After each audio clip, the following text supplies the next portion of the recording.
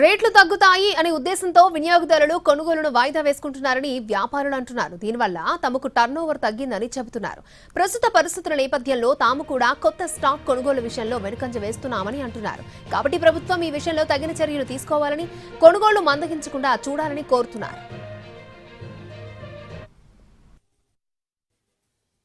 Rates అన్ని తగ్గుతాయేమో, GST తగ్గుతుందేమో అన్న ఒక ఆలోచనతోని వాళ్ళు తమ యొక్క పర్చేజ్ అంతా కూడా వాయిదా వేసుకుంటా ఉన్నారు.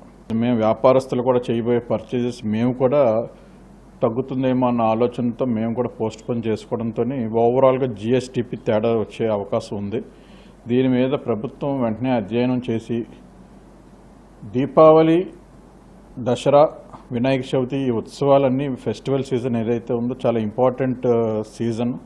ఎఫ్ఎంసీజీ కమాడిటీస్ కానీ, గోల్డ్ కానీ, ఇతరతర పర్చేజెస్కి ఈ టైంలో ఇది మందగించడం అన్నది ఈ ఫైనాన్షియల్ ఇయర్ కూడా మన అందరికీ ఇబ్బంది. కాబట్టి దాని మీద త్వరగా అధ్యయనం చేస్తూ ఏదైనా చేయవలసిన స్ట్రక్చరింగ్ ఏదైనా ఉంటే అది తొందరగా చేస్తే వినియోగదారులకి, వ్యాపారస్తులకి కూడా మంచి జరుగుతుంది. అలాగే ఎకానమీ కూడా గాడిలో పెట్టాలన్న ప్రయత్నానికి ఊతం వస్తుందని చెప్పి మా అందరి ఆలోచన.